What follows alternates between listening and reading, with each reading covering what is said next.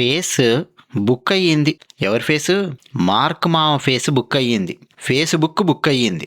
ఇది news. Mark మామ మోదీకి సారీ చెప్పాడు. మరి మోదీకి సారీ చెప్తే మన భారతదేశానికి ఏమైనా లాభమా? అసలేంటి? ఏం జరగబోతోంది? ఈ విషయాలు ఈ వీడియోలో మనం తెలుసుకునే ప్రయత్నం చేద్దాం. అన్నట్టు మా వీడియో నచ్చితే ఒక లైక్ కొట్టండి. మీ అభిప్రాయాలు కామెంట్ సెక్షన్‌లో రాసి పంచుకుంటున్న ప్రతి ఒక్కరికి ధన్యవాదాలు. మా ఛానల్ నచ్చితే సబ్స్క్రైబ్ అవ్వండి. ఫేస్‌బుక్ చాలా వెధవ పనులు చేస్తోంది. అది కాస్త పీక్‌కి వెళ్ళింది. మరి పీక్‌కి వెళ్తే ఏమవుతుంది? శ్రీ మహావిష్ణువు ఏం చేస్తాడు? రాక్షసుల తప్పులు చూస్తాడు. పీక్‌కి వెళ్ళింది అనుకోండి, నెత్తి మీద దెబ్బేస్తాడు. టపీం అని చెప్పి రాక్షసుడు సచ్చూరుకుంటాడు. ఆ సచ్చూరుకోవడం కంటే ముందు కూడా కొన్ని వార్నింగ్స్ కూడా పంపిస్తాడు శ్రీమన్నారాయణుడు. ఎగ్జాక్ట్గా అదే చేస్తోంది కేంద్ర ప్రభుత్వం. నరేంద్ర మోదీ గారు వారం రోజుల క్రితం జెన్జీని ఉద్దేశించి ఇన్స్టాగ్రామ్లో కొన్ని రీల్స్ పోస్ట్ చేశారు. అర్ధరాత్రి నరేంద్ర మోదీ గారు తన సెల్ ఫోన్ తీసుకొని తానే ఆన్ చేసి మాట్లాడి తానే ఆ ఫోన్ పెట్టేయడము మనం గమనించవచ్చు.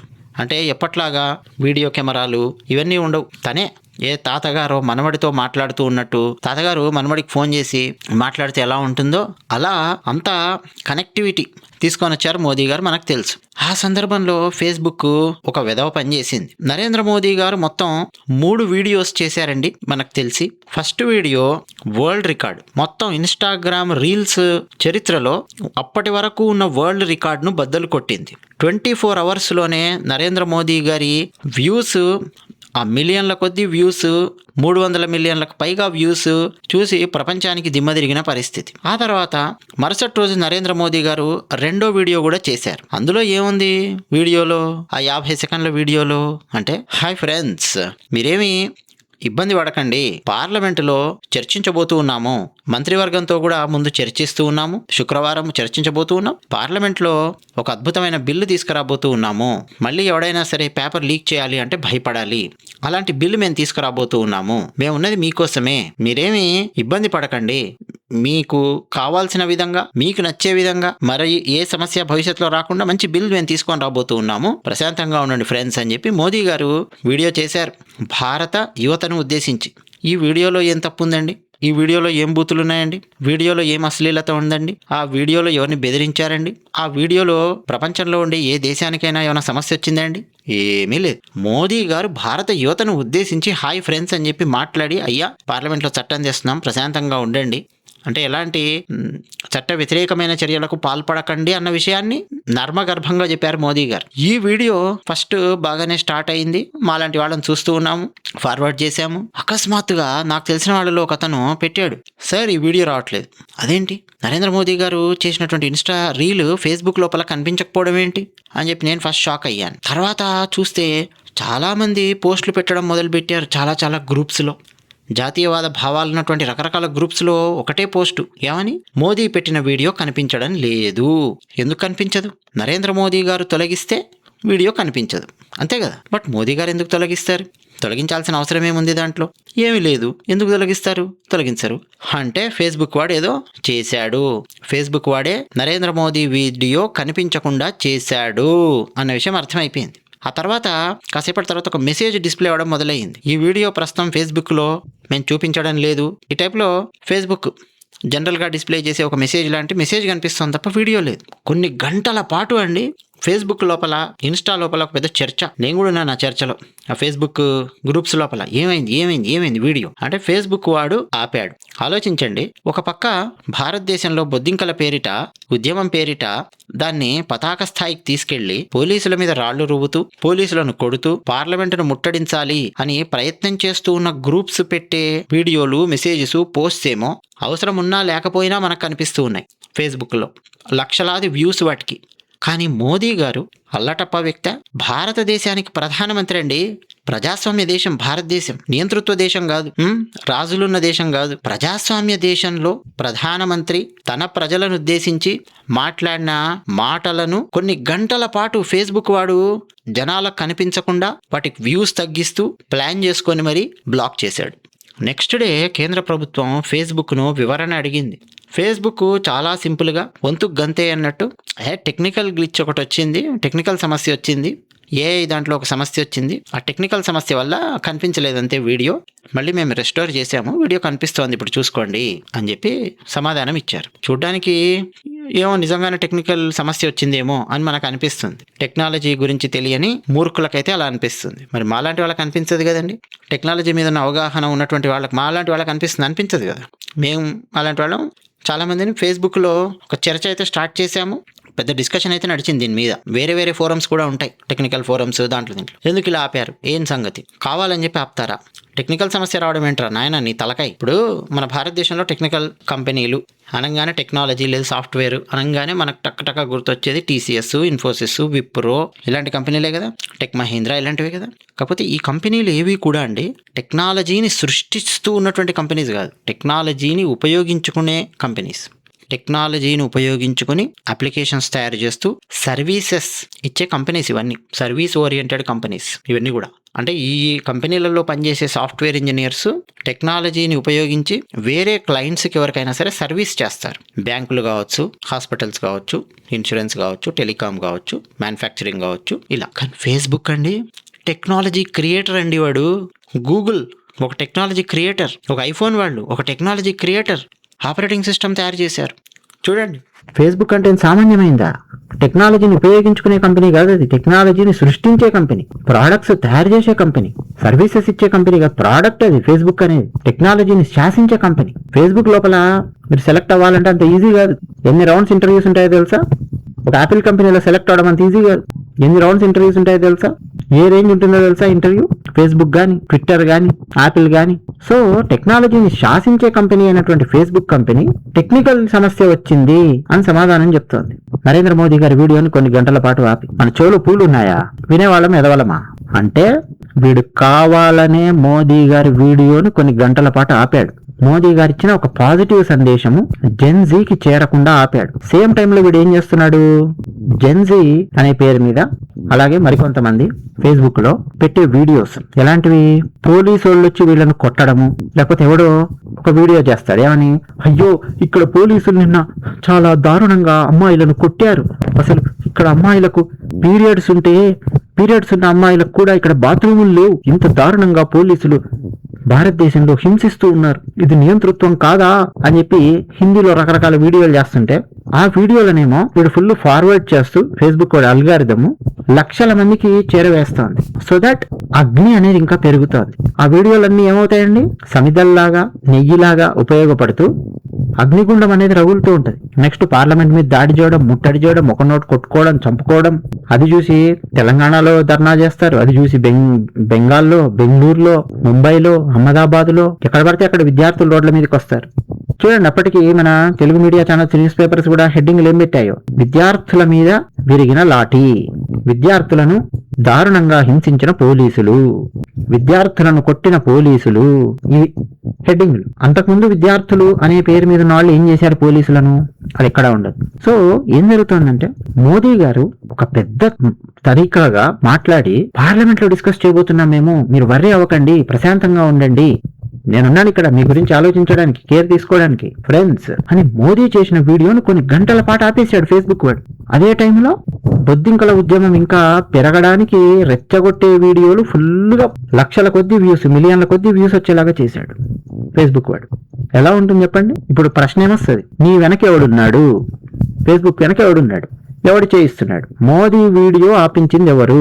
ఏ డీప్ స్టేట్ చెప్తే మోడీ వీడియో నువ్వు ఆపావు? చెప్పు. మోడీ ఏమన్నా చిన్నపిల్లాడా, అల్లా టప్పానా, సెలబ్రిటీయా, పిల్ల సెలబ్రిటీయా, సినిమా హీరోనా, డైరెక్టరా?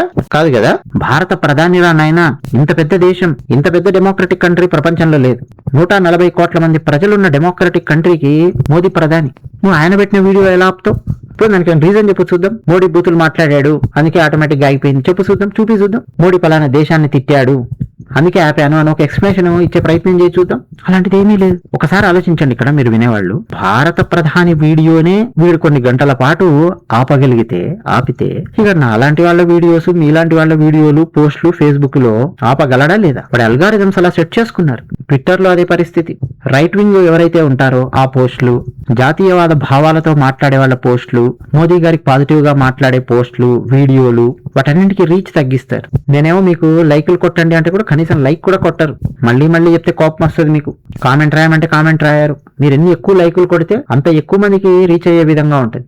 ఒక్కోసారి తెలుసా, మీరు కొట్టే లైక్స్ కూడా లేపేస్తూ ఉంటారు కావాలని చెప్పి రీచ్ తగ్గించడానికి. చాలా చాలా మతలబులు జరుగుతూ ఉంటాయి ఫేస్బుక్ లో అయితే, ఇక చెప్పని అవసరమే లేదు. ఇంతే కాకుండా ఫేస్బుక్ వాడు ఇంకో పని ఏం చేశాడంటే, బూస్ట్ అని ఒకటి ఉంటుంది. దాంట్లో మనం ఫేస్బుక్ లో ఒక పోస్ట్ పెట్టినా, ఒక వీడియో పెట్టినా, అది ఎంతమందికి రీచ్ అవ్వాలో అంతమందికి రీచ్ అవుతుంది. బట్ ఎక్కువ మందికి రీచ్ అవ్వాలి అంటే మనం దాన్ని బూస్ట్ చేయొచ్చు. ఎలా? పైసలు పే చేసి బూస్ట్ చేయొచ్చు. ఒకసారి నేను కూడా పైసలు పే చేసి నేను పెట్టిన ఒక ఫేస్బుక్ పోస్ట్ ని బూస్ట్ చేశాను పైసలు పే చేసి. ఏదో తెలుసా, హిందీలో రామాయణం చెప్పాను నేను. గుర్తుందో లేదో మీకు, 2 years 3 years బ్యాక్.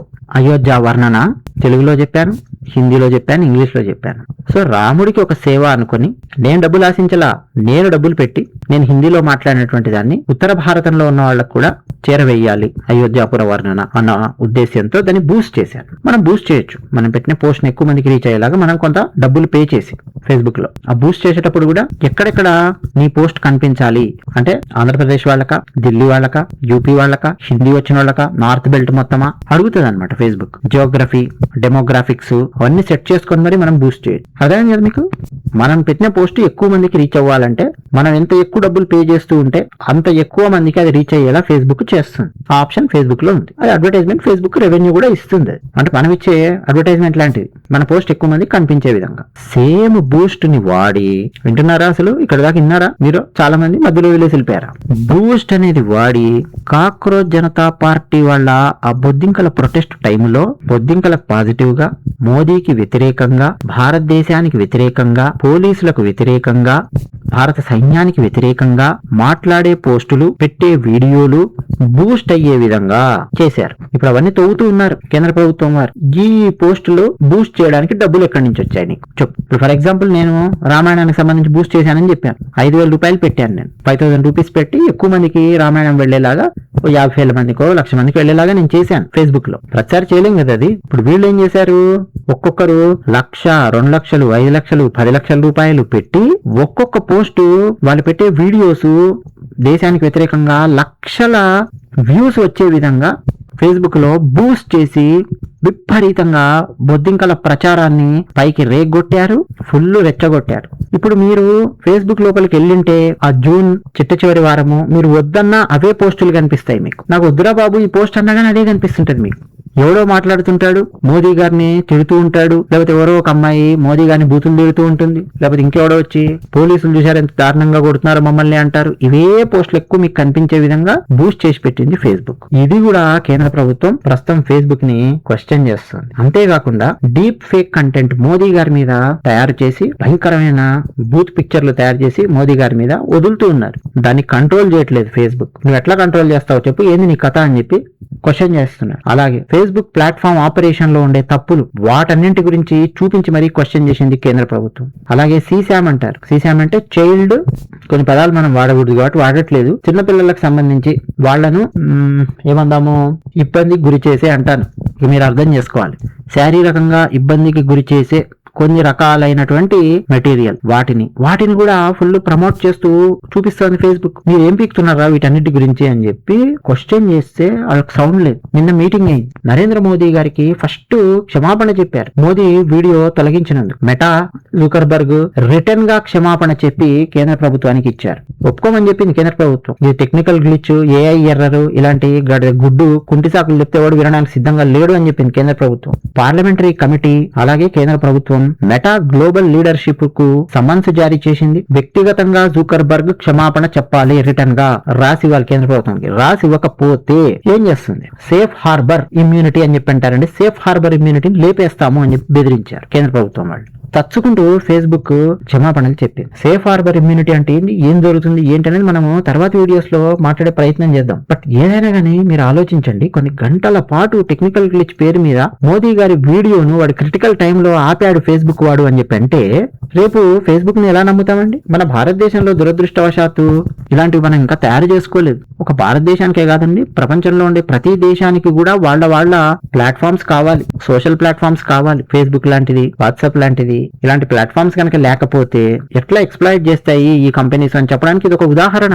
అంటే వీడు రేపు పెద్ద ఇంకా ఇప్పుడు బంగ్లాదేశ్ లాంటి సిచ్యువేషన్, నేపాల్ లాంటి సిచ్యువేషన్ వచ్చింది అనుకోండి, ఆ టైంలో మోదీ గారు, అమిత్ షా గారు ఇప్పుడు మాట్లాడాలంటే అయితే ఫేస్బుక్, ఇన్స్టాగ్రామ్, యూట్యూబ్ ఇట్లాంటివి ఏమైనా ఉపయోగించి మాట్లాడుతున్నారు అనుకోండి, వాళ్ళ వీడియోలు ఏమో గంటల కొద్ది ఆపి రెచ్చగొట్టే పోస్టులు, రెచ్చగొట్టే వీడియోలు, అబద్ధ వీడియోలు ఫుల్ ప్రచారం చేస్తున్నారు అనుకోండి సోషల్ మీడియాలో. ఇప్పుడు ఈ జనరేషన్ ఎలా ఉంటుంది, main stream media channels news కంటే కూడా సోషల్ మీడియా మీద ఎక్కువ డిపెండ్ అయి ఉంటుంది. నేను ఎప్పుడు main stream media channels news ను తిట్టేటప్పుడు ఎవరిని ఉద్దేశించి మైండ్ లో పెట్టుకుంటానో తెలుసా? జెన్జీని కాదు, జెనెక్స్ లేదు బేబీ బూమర్స్, అంతకుముందు 1950s, 60s, 70s, 80s పుట్టినటువంటి వాళ్ళు ఇంకా న్యూస్ పేపర్ చదువుదామా, మెయిన్ స్ట్రీమ్ మీడియా చూద్దామా ఇలా చేస్తుంటారు. వాళ్ళని దృష్టిలో పెట్టుకొని మాట్లాడుతుంటారు. జాగ్రత్తగా ఉండండి మీరు, పేపర్లో వచ్చే ప్రతిదీ నమ్మకండి అని చెప్పి నేను వాళ్ళని దృష్టిలో పెట్టుకొని చెప్తా. జెన్జీ తర్వాత జెన్ ఆల్ఫా, మిలీనియల్స్ వీళ్ళందరి విషయానికి వచ్చేసరికి ఏంటంటే ఎక్కువ సోషల్ మీడియా మీద డిపెండ్ అయి ఉంటారు. సోషల్ మీడియాలో మోడీ మాట్లాడి ఆపేసేసి రెచ్చగొట్టే వాళ్ళ కంటెంట్స్ ఇవన్నీ తప్పుడు కంటెంట్స్ ఎక్కువ నింపి పెట్టారంటే వాడు అవే నమ్ముతుంటాడు. తండ్రి చెప్పినా వినడు, తల్లి చెప్పినా వినడు, నాలంటోడు వచ్చి కూడా ఒరే నాయన ఇదిరా బాబు అని చెప్పినా వినడు. అర్థమైందండి.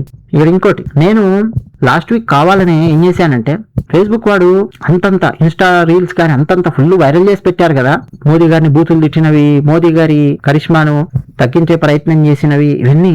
మరి మనం ఏం చేయాలి ఆ టైంలో?